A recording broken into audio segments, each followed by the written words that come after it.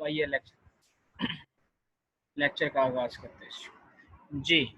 तो आज के लेक्चर में सबसे पहले हमने जो समझना है, एक आपके सामने रिजल्ट नज़र आ रहा होगा बच्चों लिमिट का। ये जो लिमिट का रिजल्ट आपको नज़र आ रहा है ये वाला, ये हेल्प आउट करेगा हमें क्वेश्चन सॉल्व करने में। इसको समझिए ये है क्या चीज़। देखो बच्चों, ये है जी लिमिट n अप्रोच करता है पॉजिटिव इन्फिनिटी को, और यहाँ पे आपके पास 1 है इनसाइड, प्लस 1/n। 1/n कोई भी नंबर हो सकता है, फ्रैक्शन फॉर्म में हो सकता है। ऊपर इसी नंबर का रेसिप्रोकल, जैसे 1/n का मैं आपसे पूछूं कि रेसिप्रोकल क्या है तो आप बोलोगे n होगा। जैसे 1/2 है, इसका रेसिप्रोकल 2 होता है। 1/3 रेसिप्रोकल 3। सेम अगर 1/n है और ऊपर उसका क्या हो, रेसिप्रोकल हो, तो आप कहते हो कि ये रिजल्ट जो है पूरा का पूरा ये ई के इक्विवेलेंट होता है। आप सब कह रहे होंगे जी ई क्या है। ई बोलते हैं एक्सपोनेंशियल फंक्शन को, एक्सपोनेंशियल वैल्यू है, इसकी एक वैल्यू होती है खास। कैलकुलेटर पे भी हम फाइंड आउट करते हैं जी, इसको कर सकते हैं 2.7188281 सो में, ये इसकी वैल्यू होती है जी। तो हमने सिर्फ इस बात का ख्याल रखना है कि जी लिमिट जहाँ पे भी नज़र आएगी इन्फिनिटी को अप्रोच करती हुई, पहली टर्म प्लस ये सेकंड टर्म, और इस सेकंड टर्म का रेसिप्रोकल अगर ऊपर है तो आपके पास ये एक इक्वल है। अब ये n चेंज होता रहेगा, n आपका कुछ भी हो सकता है क्योंकि ये n आपके पास पॉजिटिव, इसमें इंटीजर से बिलोंग कर रहा है, पॉजिटिव और नेगेटिव भी हो सकता है जी। ठीक है, हमने इस तरह की शेप में बने तमाम क्वेश्चंस को ई के इक्विवेलेंट लेना है। शर्त यह है कि आपकी जो पावर n है वो अप्रोचिंग वैल्यू जो है वो किसको अप्रोच करनी चाहिए, इन्फिनिटी को। पहली टर्म 1 हो, दूसरी यहाँ पे 1/n की फॉर्म में हो, और ऊपर आपके पास रेसिप्रोकल होना चाहिए इस रिजल्ट का। ओके, ये एक रिजल्ट हो गया। इसी की डिडक्शन है यहाँ पे, डिडक्शन रिजल्ट ये भी नज़र आ रहा है जी। तो इसमें भी आप याद रखोगे कि जी लिमिट x अप्रोचेस टू 0 हो अगर, और पहली टर्म 1 हो, सेकंड टर्म जैसे x है ऊपर इसका रेसिप्रोकल, x का रेसिप्रोकल 1/x, जैसे 2 है तो इसका रेसिप्रोकल 1/2 है, 3 है रेसिप्रोकल 1/3 है। तो मतलब x की बजाय यहाँ पर आपके पास होता जी 2x होता, तो आपके पास 1/2x होता। x है तो 1/x है। तो इस तरह के रिजल्ट्स को भी आप एक इक्वल लिख सकते हो जी। ठीक है, दो रिजल्ट्स हो गए। अब मैं दोबारा लिख देता हूँ पिछले वाला रिजल्ट भी।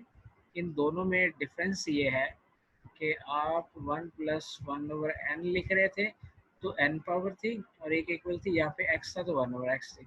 जब यहाँ पे x था तो x अप्रोच कर रहा है 0 को, और जब 1/n था फ्रैक्शन फॉर्म थी तो n अप्रोच कर रहा था इन्फिनिटी को। दोनों रिजल्ट्स एक दूसरे से डिडक्ट हुए हैं, डिड्यूस्ड हुए हैं।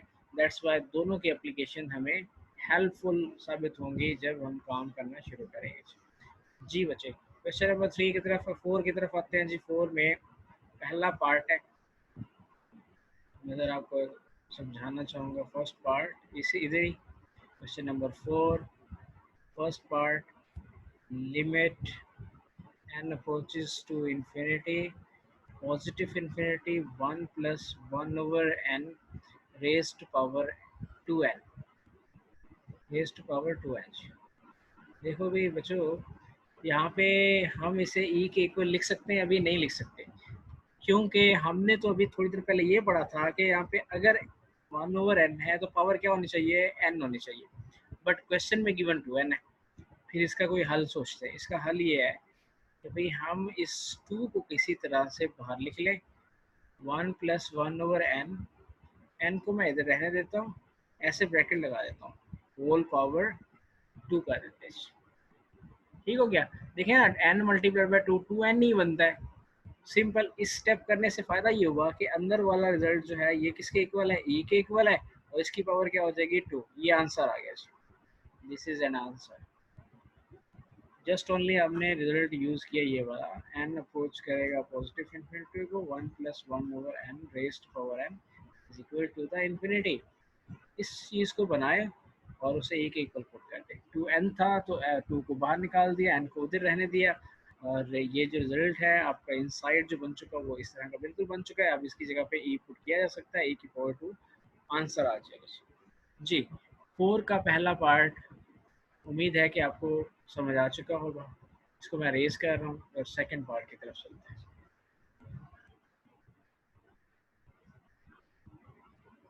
जी बच्चे सेकंड पार्ट क्या है, जरा देखिएगा जी। Limit n approaches to the positive infinity and 1 plus 1 over n raised to power n by 2।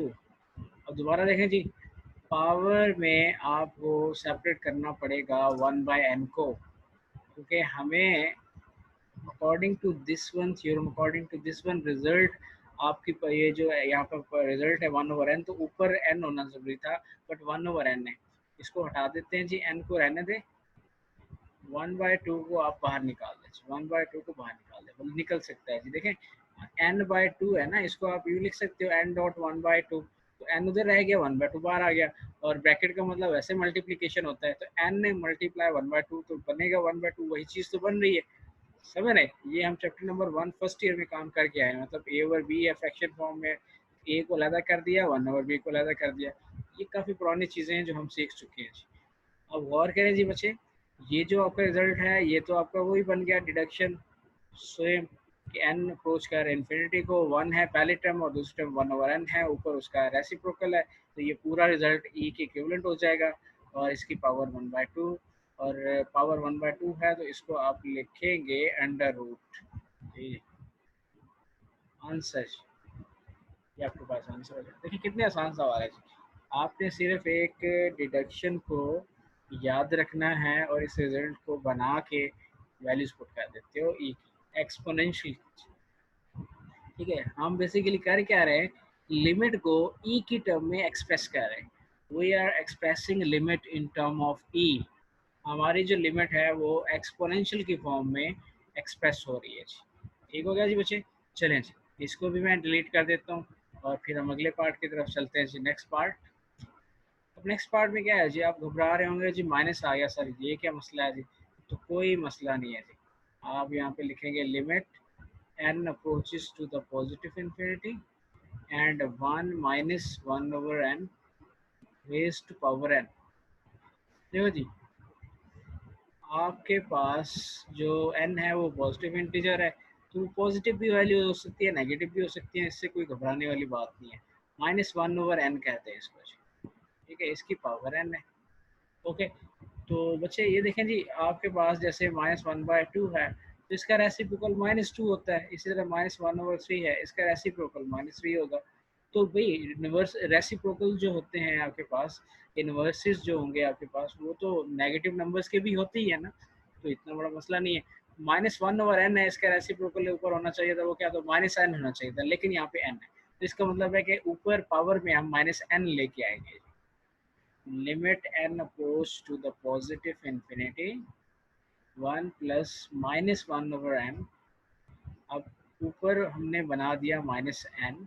अब ये कैसे बना जी, गौर कीजिएगा, ये आपने -1 इधर लिख दिया, -1 पावर बाहर लिख दी और -1 देखिए, -n और -1 +1 नहीं होता मल्टीप्लाई में, -n मल्टीप्लाई बाय ब्रैकेट के बाद मल्टीप्लिकेशन -1। तो इसका मतलब है जी, नीचे अंदर वाला जो रिजल्ट है वो तो मैं बना चुका हूँ कि ये e के इक्वल है, ये e की पावर -1 इक्वल हो जाएगा e की पावर 1 ओवर e, आपका आंसर हो जाएगा। जब भी नेगेटिव रिजल्ट होगा उसको आप ऐसे बताना। ये ऐसे इसलिए किया क्योंकि एक्चुअल में जब हमने काम किया था तो वहाँ पे 1 + 1 ओवर n था। अब ये n की वैल्यू जो है वो नेगेटिव भी हो सकती है, ठीक है, लेकिन इस एक बात का ख्याल करें, यहाँ पे जो रिजल्ट है ऊपर उसका रेसिप्रोकल बने। जैसे 1 ओवर -n है तो उसका रेसिप्रोकल -n बनना चाहिए था। उस -n को बनाने के लिए फिर मैंने जो हेल्प की वो क्या, -1 इंटू -n किया, तो -n इधर अंदर रह गया, अंदर रिजल्ट भी बन गया, -1 बाहर आ गया, वो -1 एज इट इज रहेगा, ये अंदर वाला रिजल्ट ई के इक्वल आ जाएगा। थर्ड पार्ट डन हो गया जी बच्चे। ओके जी, अब चलते हैं फोर्थ पार्ट की तरफ। फोर्थ पार्ट कुछ इस तरह से बच्चों, लिमिट n अप्रोच कर रहा है जी पॉजिटिव इन्फिनिटी को, और 1 + 1 over 3n raise to power n जी, 1 ओवर 3n है, तो भाई इसका 1 ओवर 3n का रेसिप्रोकल क्या होना चाहिए, 3n होना चाहिए था, लेकिन वहाँ पे तो n है। भाई बनाते हैं जी, कैसे बनाओगे, ये देखें जी, गौर कीजिएगा जी, ये कैसे बनने लगा है।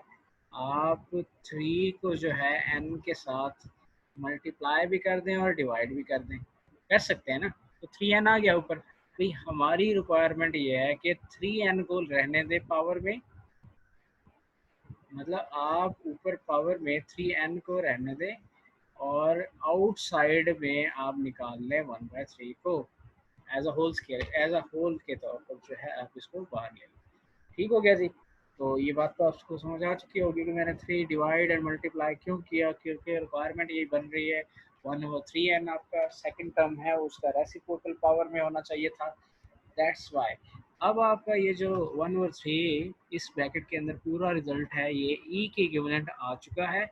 आप इसे लिखें e की पावर 1/3, या इसको आप लिख सकते हैं cube root e cube, e cube root आपके पास बन जाएगा 1/3 क्यूब होता है ना, आंसर आएगा। क्लियर है जी बच्चों, ये भी एक आपका क्वेश्चन वाइंड अप हो गया जी। पांचवें क्वेश्चन की तरफ चलते हैं जी बच्चे। Fifth part, limit n approach कर रहा है पॉजिटिव इंफिनिटी को और 1 plus 4/n raise to the power n। ये एक आपका रिजल्ट है। अब 4/n है जी, 4/n। आपसे पूछता हूँ कि इसका रेसिप्रोकल लो, इनवर्स लो, तो क्या हो जाएगा, n/4 नहीं हो जाएगा?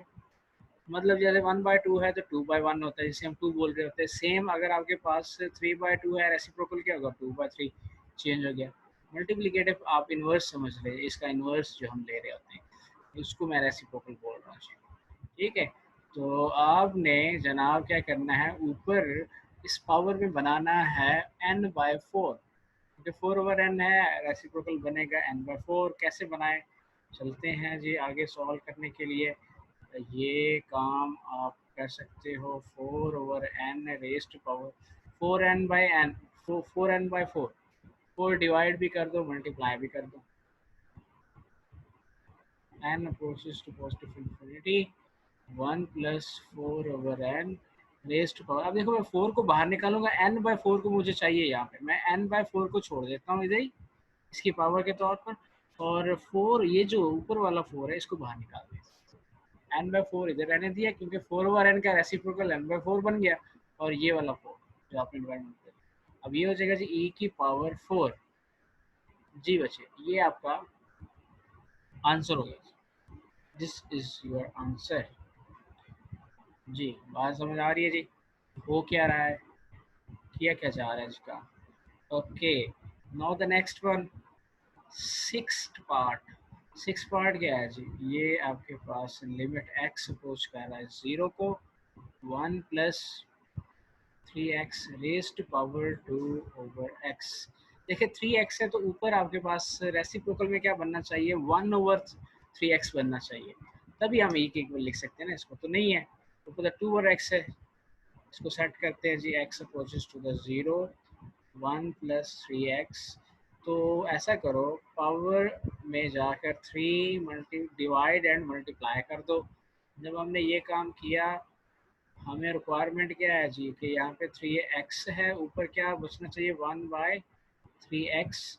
तो एक्स्ट्रा चीज़ जो पड़ी हुई है ना, ये 2 और 3, 2 3 से 6, इसको बाहर ले दिया मैंने। ठीक है, 6 को बाहर कर दिया, 1/3x इधर रहने दिया। अब इन साइड वाला रिजल्ट आपका e के equal, e raise to power 6 आपका आंसर आ जाएगा। जी, पहले 6 सवाल में कोई मसला, कोई प्रॉब्लम है तो जी बच्चों आप मुझसे पूछ सकते हैं, मुझे बता सकते हैं। जी, चले जी, ये इसके बाद फिर मैं आपको टास्क देने लगा हूँ। आप तमाम बच्चे 2 क्वेश्चंस करके मुझे बताएंगे इनके आंसर्स। ये जो 7 पार्ट है, ये आप सारे बच्चे खुद करके अभी सॉल्व करेंगे अपनी कॉपी पे, और मुझे इसका आंसर बताएंगे विद योर नेम। यहाँ पे आपने सिर्फ आंसर बताना है कि भाई एंड में जो आंसर ई की पावर आ रही ना, इस तरह से आंसर आएगा। वो ये मुझे अपने चैट बुक्स में बता देना, सॉल्व करके बताना है जी। शाबाश, करें जी, सारे बच्चे सॉल्व करें जी। 2 मिनट का ब्रेक है जी, जिसके लिए आपको सॉल्व करने के लिए दिया जाए। शाबाश। Limit h approaches to the 0, 1 minus 2h raised to power 1/h।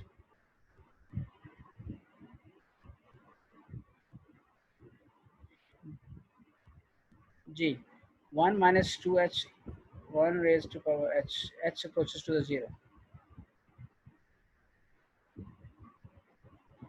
Okay okay okay ठीक है वैसे बस बच्चे मैं ज़रा इसको सॉल्व कर रहा हूँ देख लें। इसमें जी आपके पास limit H approaches to the zero and इसको अब मैं लिखूँगा 1 plus minus 2h raise to power 1/h। अब देखो जी -2h है तो इसका पावर में जो रेसिप्रोकल बनता है वो 1/-2h बनता है। तो भई यहाँ पे -2 नहीं है, -2 को लेके आओ बच्चों। अब्दुल मतीन गौर करना है बच्चे, आपको ये क्वेश्चन समझ नहीं आ रहा था। देखो जी 1 प्लस -2h। अब मैं पावर में क्या करने लगा हूँ जी -2 मल्टीप्लाई एंड डिवाइड कर दिया जी। ये काम करने के बाद फिर आपने अपने मतलब की चीज़, आपकी जो रिक्वायरमेंट है फार्मूले की, उसको आपने रहने देना है पावर में। मतलब 1/-2h को मैंने रहने दिया, बाकी रिजल्ट को मैंने एज अ होल पावर में लिख दिया -2। ये वाला जो -2 है इसको बाहर लिख दिया। हमें ये रिजल्ट इधर चाहिए था। तो इनसाइड वाला जो रिजल्ट है e की पावर -2 हो गया और इसको आप लिखोगे 1/e²। 1/e²। 1/e² क्यों लिखा है? पावर नेगेटिव थी, इसको नीचे लेके आया तो पॉजिटिव बन गई। तो ये था जी हमारे पास आंसर 8 पार्ट का। अब चलते हैं जी शहजादे 9 पार्ट की तरफ चलते हैं। 9th part important, very very very very very very important part है जी, पेपर में आने वाला पार्ट है। इसको हम चल के करते हैं वाइट बोर्ड पे।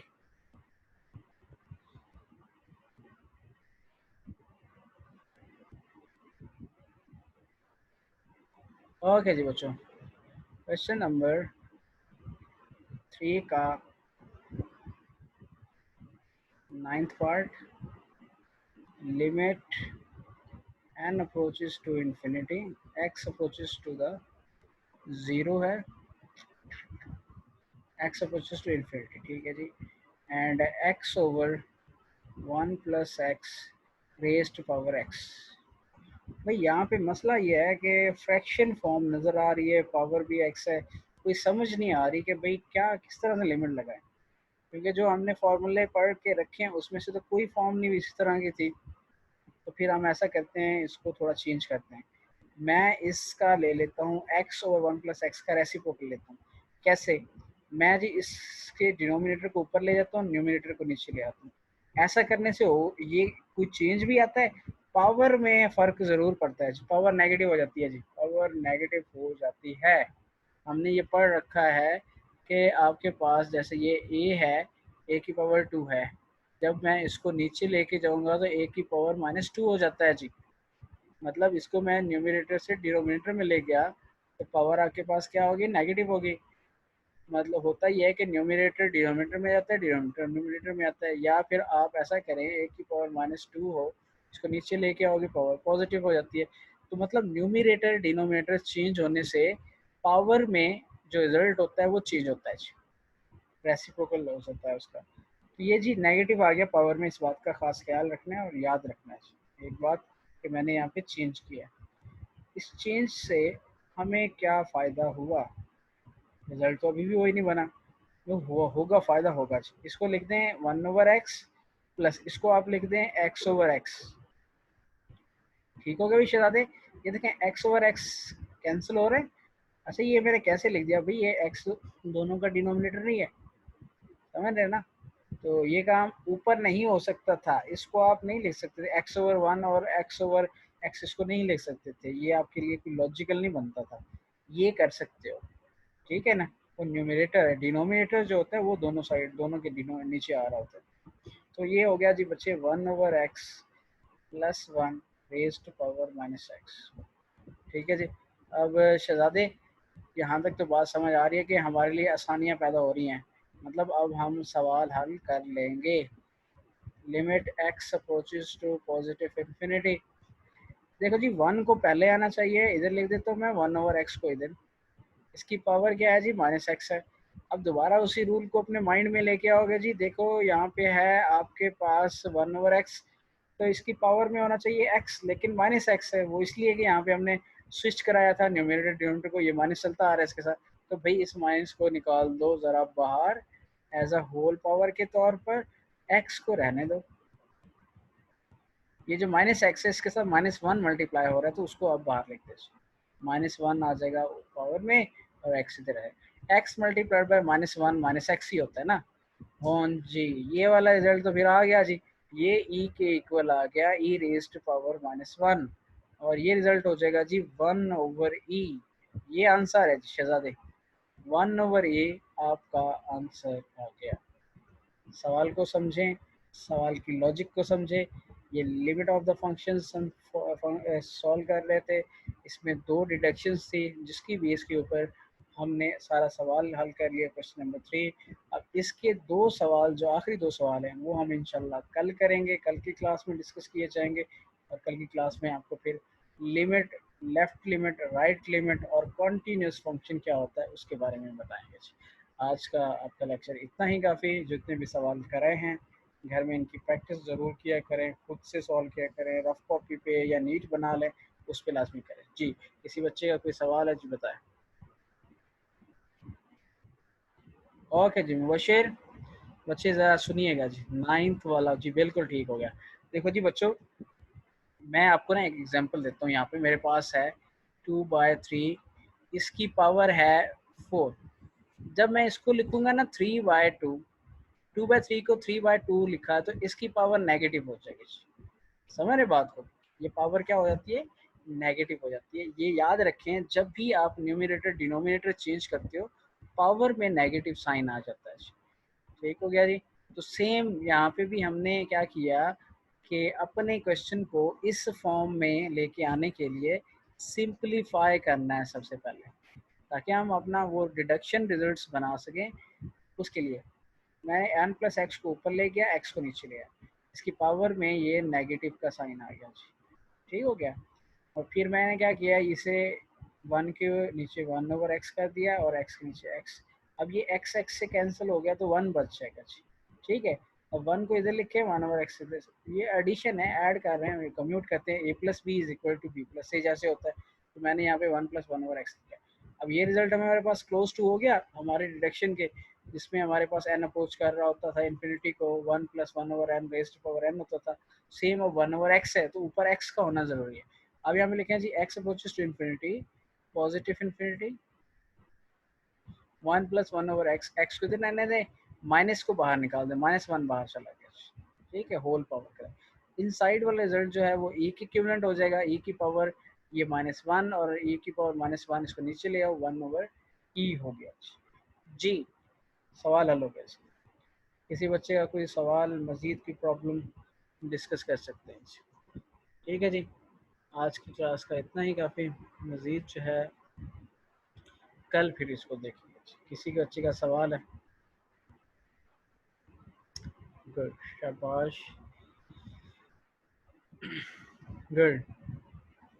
प्रैक्टिस ज़रूर किया करें जी शहजादे, प्रैक्टिस ज़रूर करें। अच्छा, कल 2-4 बच्चों के मैसेज आए मुझे कि सर ये एक किसी ने मुझे I1 के बच्चे की कोई वीडियो शेयर की कि सर उसकी कोई स्लिप आ गई है फलां। देखो यार, ये ना डेली आप लोग सोशल मीडिया को थोड़ा कम देखा करें, आपको मिस परसीव करते हैं, वहाँ पे एसेसिव इंफॉर्मेशन है, सारी फेक न्यूज़ होती हैं। एक चीज़ कंफर्म है, आपके पेपर नहीं होने, आपके पेपर नहीं होने, आपके पेपर नहीं होने, हो ही नहीं सकता आपके पेपर हों। उसका मसला ये है कि आपका सेशन जो है वाइंड अप हो चुका है, आपका नया सेशन स्टार्ट होने वाला है। नए सेशन की जो डेडलाइन होती है वो आपके मिड ऑफ द अगस्त लाजमी स्टार्ट होना होता है। अगर ये मिड ऑफ अगस्त ना शुरू हुआ तो सेशन लेट हो जाता है। इसीलिए पेपर्स का टाइम ही नहीं रहा। पेपर्स कंडक्ट करवाने के लिए एटलीस्ट 3 मंथ्स चाहिए होते हैं, जिसमें पहले उसकी डेट शीट्स बनती हैं, फिर उसके बाद जो है अपना 1 to 2 मंथ्स पेपर होते हैं। पेपर होने के बाद फिर उसका प्रॉपर प्रोसीजर होता है पेपर चेकिंग का, तो 3 महीने लग जाते हैं। अब हमारे पास इतना बोर्ड वालों के पास टाइम भी नहीं है और सेशन वो लेट भी नहीं कर सकते। यूनिवर्सिटीज़ के एडमिशन जो हैं वो स्टार्ट हो जाते हैं सितंबर के अंदर, पहले हफ्ते में यूनिवर्सिटी के एडमिशन स्टार्ट होते हैं, यूनिवर्सिटी की पहली क्लास होती है।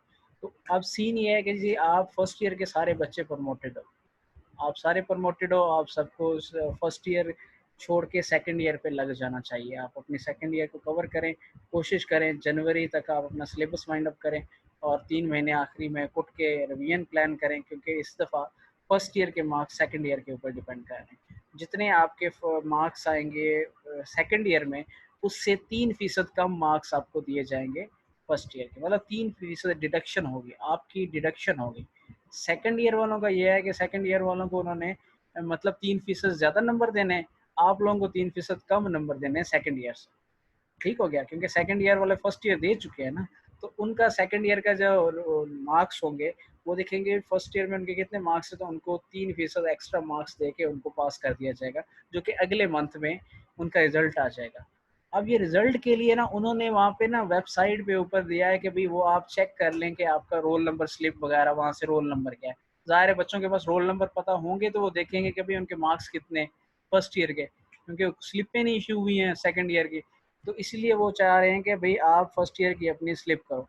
तो काफ़ी सारे बच्चे कंफ्यूज हो रहे हैं कि जी वो स्लिप आई हुई है, स्लिप आई है, वो रोल नंबर देखने के लिए आई हुई है। ठीक है, रोल नंबर आप देख लें, आपके जो मार्क्स हैं वो उसको चेक करना है, अगले महीने रिजल्ट अनाउंस हो जाएगा, जो उन्होंने प्रमोट ग्रेड देने हैं सेकंड ईयर वालों को, आप लोगों को नहीं मिलेंगे। आपका रिजल्ट अभी अनाउंस, आपका रिजल्ट तो होना ही सेकंड ईयर में है, मतलब 1 साल बाद होना है। ठीक है, तो इसलिए आप बेफिक्र हो के आप सिर्फ पढ़ें, आपका काम पढ़ना है, तो डेली जो है ना कंफ्यूज होके ना आ जाया करें। ये कुछ कल 4